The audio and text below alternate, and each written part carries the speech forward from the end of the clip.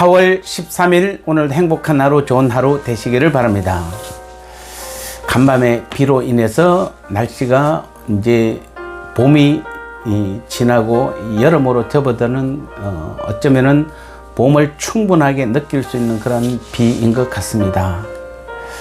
오늘 하루도 우리 주님과 함께 교제하고 동행하고 묻고 또 주님의 응답을 받는 귀한 하루 되시기를 바랍니다. 우리는 교회의 성장에 대해서 관심이 많으시죠? 어느 신학교의 과목에서 가장 많이 몰리는 과목이 교회 성장학이라고 그럽니다. 그만큼 목회자들이나 성도들이나 교회 성장에는 다 관심이 많고 또 많은 희생과 또 사랑을 많이 쏟죠. 그러면은 교회 성장은 궁극적으로 누구에서 될까요? 오늘 고린도전서 3장 6절 7절 말씀을 보겠습니다.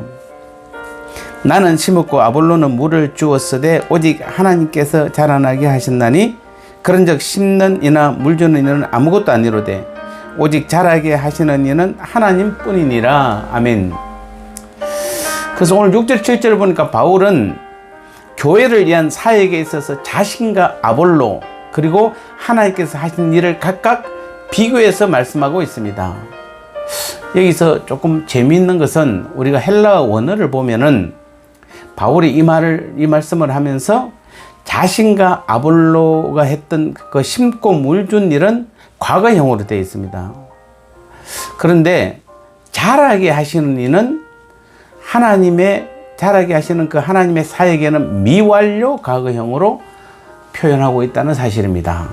즉 이는 아볼로와 자신이 한 일은 과거 한때의 일로 이미 끝났다는 것을 말하는 것이고, 그 다음에 이 나무가 자라게 하시는 그 하나님의 일은 미완료를 써서 지금도 계속해서 그 일들이 진행되고 있다라고, 즉 현재도 자라게 하시는 일은 하나님이시다 이렇게 말하고 있습니다. 즉 교회라는 나무를 심고 가꾸고 자라나게 하는 일에 있어서 아볼로나 바울은, 즉 인간이 하는 일이란 단순히 심거나 물을 주는 것으로서 일시적인 사역에 불과하지만 하나님은 그 내용을 채우고 지속적으로 돌보심에 있어서 계속 성장시키고 완성시켜 나가고 있다는 것입니다. 자, 이것이 무엇을 말하는 것입니까?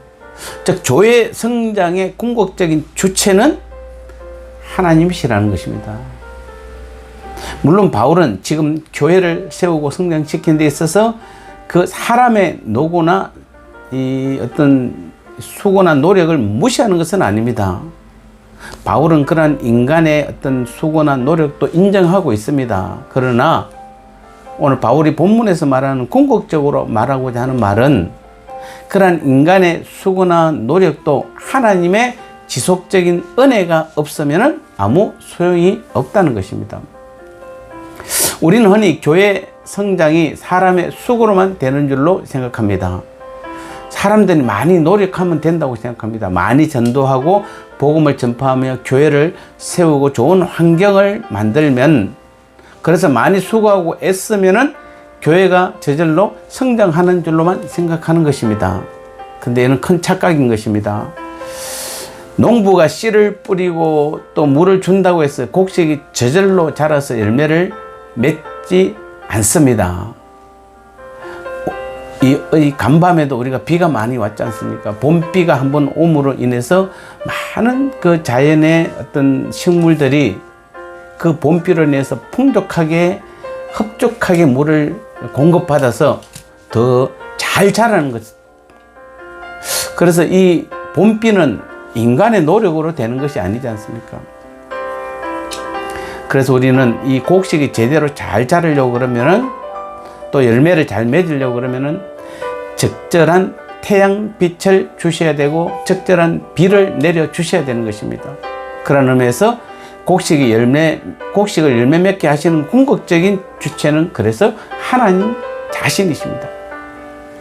마찬가지로 교회가 교회되게 하고 성장케 하시는 궁극적인 주체도 그래서 하나님이신 것입니다. 우리들이 교회를 위해서 아무리 많이 수고를 하여도 그것은 단지 하나님의 도구로 일하는 것 뿐입니다. 그러므로 우리는 교회 성장의 주체가 하나님께 있음을 알고 교회 성장을 위해서 무엇보다도 하나님의 도우심을 우리는 구해야 되는 것입니다. 그리고 그와 더불어 우리는 하나님의 사역의 도구가 되어서 열심히 더 봉사 충성 많이 해야 되는 것입니다. 나아가 중요한 것은 자신이 아무리 많이 수고를 할지라도 자신을 하나님의 사역의 도구일 뿐 나 자신을 교회 성장의 주체로 절대로 생각해서는 안 됩니다. 많은 사람들이 이 교회 성장의 이야기를 보면은 어느 장로님이 땅을 기증해서 또 헌신해서 봉사해서 또 어떤 분이 어느 집사님이 어느 권사님이 이렇게 해서 저렇게 해서 교회가 이렇게 성장했다. 또 어떤 분이 전도를 많이 해서 이렇게 교회가 성장했다. 이렇게 많은 이 교회 성장 스토리에는 다 어떤 사람이 다 들어가 있습니다. 누구에 의해서 이렇게 뭐 땅이 확보되고 또 뭐 누구에 의해서 또 전도가 많이 되고 그 다음에 건물이 누구에 의해서 잘 지어졌고 그래서 지금도 많은 사람들이 와서 교회가 이렇게 성장했다라고 대부분 그렇게 표현을 합니다. 또 반대로 우리가 교회가 좀 어렵고 힘들면은 우리가 뭘 못해서 어떻게 잘못해서 뭐 물론 그런 잘못도 있을 수는 있습니다만은 궁극적으로는 교회 성장과 교회의 존폐 여부는 우리 하나님께 있는 것입니다. 왜냐하면은 이 교회는 하나님의 교회이기 때문에 그렇습니다. 그래서 우리는 교회 성장의 주체를 하나님이 아닌 사람으로 여기면 그때부터 그 교회는 인본주의로 즉 사람 중심으로 흐르게 되는 것입니다. 누군가가 주체가 될 뿐입니다. 그래서 때로는 목회자가 주체가 되든지 때로는 장로님들이나 권사님들이 주체가 되어서 내가 나 때문에 이렇게 돼버리면은 교회는 여러 가지 문제를 일으키고 결국엔 그 교회는 다시 무너질 수도 있다는 사실을 우리는 기억해야 되는 것입니다. 그래서 오늘 우리 교회도 우리 하나님께서 이곳에 하나님의 뜻 가운데 하나님이 세우셨고 지금도 하나님이 이끌어 가시는 것입니다. 그래서 저는 교회를 위해서 기도할 때마다 특히 우리 예수 제자교회를 위해서 기도할 때마다 정말 하나님의 간섭하심과 하나님께서 이끄심을 너무도 깊이 느끼고 체험합니다. 우리가 뭔가 하려고 애쓰지만은 하나님이 궁극적으로 이 교회를 붙들어 주시지 않으면은 사실 목사님 저는 제 개인적인 욕심은 있습니다. 여러분이 빨리 좀 변화되어서 막 교회도 함께 으쌰으쌰해서 뭔가 잘 하고 싶은데 그래서 막 여러분이 변화를 시키려고 제가 노력을 많이 합니다. 그런데 이것은 정말 잘못된 것입니다.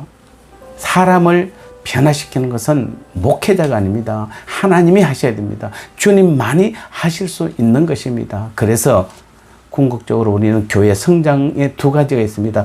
건물로서 우리는 많은 사람들을 성장시키는 것도 그것도 교회 성장에 포함되는 것은 맞습니다만은 더 중요한 것은 우리 자신이 교회로서 우리의 믿음이 하나님 앞에 더 성숙되고 더 열매 맺는 하나님께서 원하시는 열매 맺는 그 믿음의 상태로 나아갈 때 그게 진짜 하나님께서 원하시는 교회의 성장입니다. 그래서 첫 번째 교회 건물적으로도 많은 사람들을 보내는 것도 하나님이 하시는 일이요.